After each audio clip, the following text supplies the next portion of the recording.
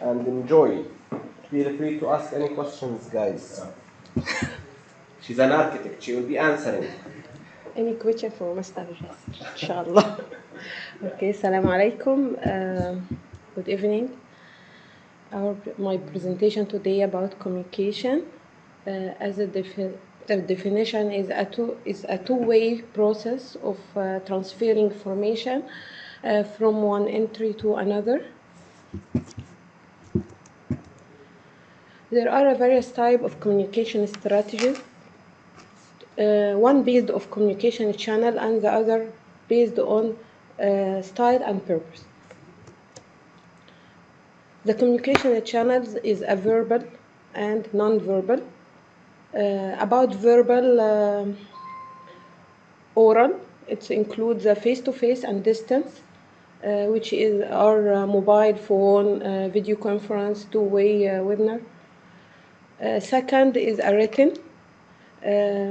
It's the text message you send over your fancy mobile or your Facebook or whatever, Twitter.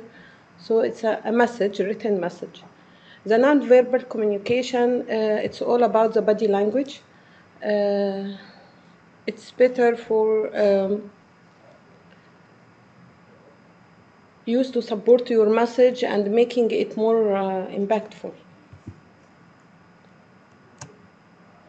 The other one based on style and purpose. It's formal and informal.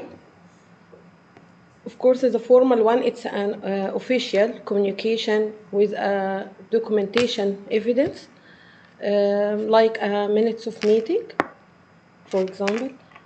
And the other one is informal, mostly oral, no documentation evidence. Go ahead. Okay. So there are techniques for the project management.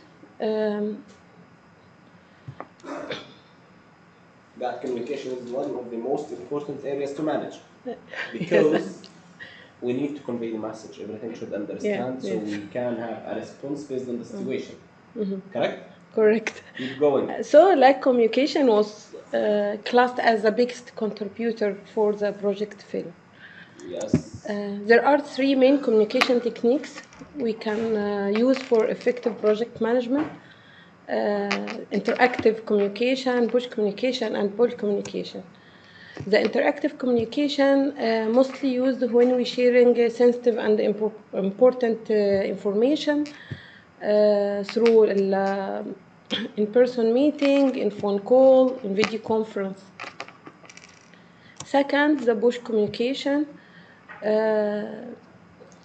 to sending information without expecting an immediate response, like emails, newsletter, or project outline. Correct. Okay. The third, the pull communication. Pull communication usually allows us to access information whoever. See here, we design or we desire. Sorry. Okay. We desire form of pull communication include a website, knowledge base, and management software and apps. 100%. You are accessing the website to get information. Okay. So we should, to sum up the interactive communication for immediately, push communication for a large amount of information, push communication for the accessibility. Pull communication. For accessibility. Pull. Pull. I said push. No Sorry. worries. Okay. There are some methods of effective communication which a project management can adapt to communication efficiently and with the team member and stakeholder, like active or I think synchronized. Okay, communication. If all members and parties are taking part of the exchanging information at the same time, communication is called the active communication. Okay, like live meeting, video conference, conference call, audio call. computer assistant conferences, conference. WhatsApp messages, or texting, those are active communication.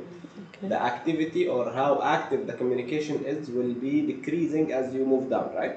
Because texting is less active than live meeting, like what we are having here. And video conferences is more active than instant messages. So as you move down with this list, the activity of the communication model will be less. And in your exam, you might be asked, what's the best solution to make an active communication with your team? This is the meaning of the question. And definitely you will be selecting among the answers. If you have a face-to-face meeting, then it's the best. Otherwise, you go to the next video conferences. If you don't have it among the answers, you pick something else. That's right. The second method, passive or asynchronous. Asynchronous. I don't know what's the correct pronunciation. Maybe Mr. Muhammad can help us. Asynchronous. We are saying it correct? Asynchronous, yeah. Cool. So when many types of communication project management don't require the presence of all the team member, so we can use email, fax, or blogs. Cool. So to sum up, the communication can be either written or verbal or informal or formal or informal. Okay, if formal communication, certain rules should be followed. Informal communication, take a casual approach.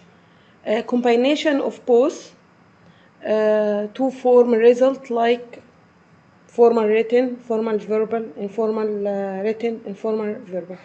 This is a very good graph, guys, on the right. It's very important to have a look on it because it's mentioning or dividing the type of communication based on the type of the main category. So if you are looking for a written informal, you're going with emails and notes, but don't tell me that you're doing a formal, let's say, agreement with somebody and you're sending an email. Definitely, unless it's mentioned in your either approved management plan, communication management plan, or in the project contract that we are taking emails into consideration with contractually binding letter. Cool? So that's all. The project management may choose any channel